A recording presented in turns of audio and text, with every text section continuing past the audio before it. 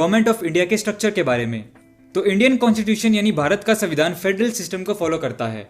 Federal system के according India में दो टाइप की गवर्नमेंट होती है, central government and state government. पहले बात करते हैं सेंट्रल गवर्नमेंट की। इंडियन पार्लियामेंट मतलब भारतीय संसद। Parliament of India is supreme legislative body of republic of India. मतलब parliament of India two houses से मिलकर बनता है, Rajya Sabha upper house and Lok Sabha lower house. Parliament अपने इन दो हाउसेज की मदद से लॉ यानी कानून बनाता है और लॉज पार्लियामेंट से पास होने के बाद प्रेसिडेंट के द्वारा उसको पूरे देश में लागू कर दिया जाता है। According to the constitution of India Rajya Sabha में मैक्सिमम 250 मेंबर्स हो सकते हैं and current laws and provision के हिसाब से इसमें 245 मेंबर्स हैं।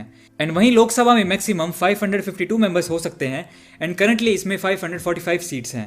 तो ये सारे मेंबर्स संसद भवन यानी द हाउस ऑफ पार्लियामेंट जो कि दिल्ली में है उसमें मीटिंग करते हैं एंड लॉज से रिलेटेड डिस्कशन करते हैं। ये मीटिंग्स प्रेसिडेंट ऑफ इंडिया के अंडर होती है जिनके पास इस मीटिंग को बुलाने और रद्द करने के राइट्स होते हैं। तो ये हमने समझा कि बेसिकली पार्लियामेंट होती क्या है, बट हमारा मेन फोकस है कि ये जो पार्लियामेंट मेंबर्स है इनका चुनाव कैसे होता है। तो इस टॉपिक से हम आ जाते हैं हमारे मेन टॉपिक पर, types of elections in India. तो बेसिकली 3 टाइप्स के इलेक्शंस होते हैं, जनरल इलेक्शंस यानी Lok Sabha elections, Rajya Sabha elections and state assembly elections. Lok Sabha elections की बात करें तो इसके इलेक्शंस हर 5 साल में होते हैं एंड इसके मेंबर्स को डायरेक्टली वोटिंग करके भारत के लोगों द्वारा चुना जाता है। इस पर्पज के लिए जैसा मैंने बताया कि करंटली 545 सीट्स हैं जिसमें से 2 सीट्स एंग्लो इंडियन कम्युनिटी को प्रेसिडेंट ऑफ इंडिया नॉमिनेट करते हैं, तो बची सिर्फ 543 सीट्स जिनके लिए वोटिंग होती है। तो इन सीट्स को हर एक स्टेट को अलग अलग एरिया में डिवाइड करके नंबर ऑफ सीट्स एलोकेट कर दी जाती हैं एंड हर एक स्टेट की लोकसभा सीट्स फिक्स्ड होती हैं जो कि पॉपुलेशन के अकॉर्डिंग डिवाइड की गई हैं। फॉर एग्जाम्पल 2014 जनरल इलेक्शन में दिल्ली में 7 लोकसभा सीट्स थी एंड यूपी में सबसे ज्यादा 80 सीट्स थी, क्योंकि यूपी की पॉपुलेशन सारी स्टेट में सबसे ज्यादा है। अब इन सब सीट्स के अकॉर्डिंग हर एक एरिया से उस सीट के लिए कैंडिडेट्स खड़े होते हैं जो कि अलग अलग पार्टी को रिप्रेजेंट करते हैं। वोटिंग होने के बाद जो भी पार्टी 50% से ज्यादा सीट्स जीत जाती है उस पार्टी की सरकार बन जाती है। मतलब 543 सीट्स में से एक पार्टी को मेजॉरिटी यानी बहुमत से जीतने के लिए 50% से ज्यादा सीट्स चाहिए होती हैं जो कि होती है 272।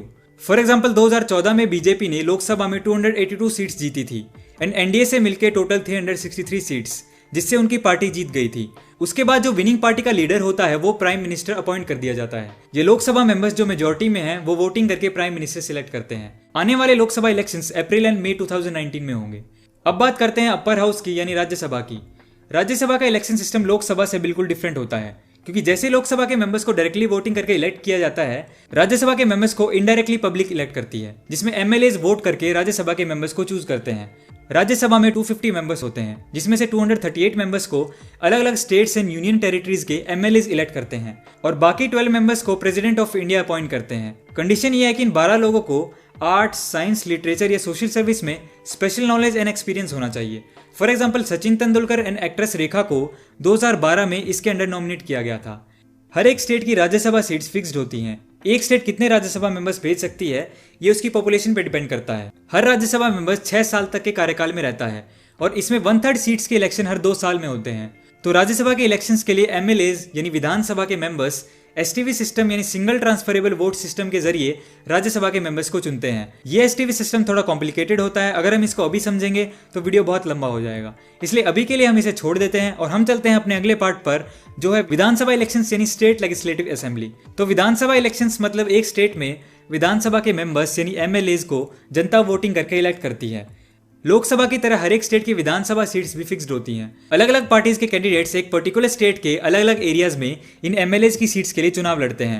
इसके इलेक्शंस भी लोकसभा की तरह हर 5 साल में होते हैं, बस डिफरेंस ये है कि इसमें अलग अलग स्टेट्स के इलेक्शंस अलग अलग टाइम पर होते हैं। फॉर एग्जाम्पल अभी रिसेंटली सिर्फ छत्तीसगढ़, मध्य प्रदेश, मिजोरम, राजस्थान एंड तेलंगाना के विधानसभा इलेक्शंस हुए थे।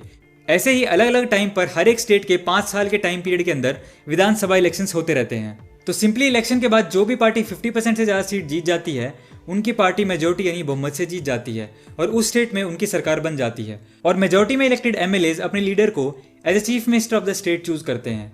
यहाँ पे एक क्वेश्चन है कि अगर कोई भी पार्टी 50% से ज़्यादा वोट नहीं जीते तो क्या होगा। इसका एक एग्जाम्पल है 2013 में दिल्ली के विधानसभा इलेक्शंस, जिसमें टोटल 70 सीट्स हैं, जिसमें इलेक्शन के बाद बड़ी पार्टीज ने बीजेपी ने 31 सीट्स जीती थी, आम आदमी पार्टी ने 28 एंड कांग्रेस ने 8 सीट्स। पर जैसा यहाँ पे मेजोरिटी से जीतने के लिए 36 सीट्स चाहिए तो इस वजह से बीजेपी बहुमत से सरकार नहीं बना पाई।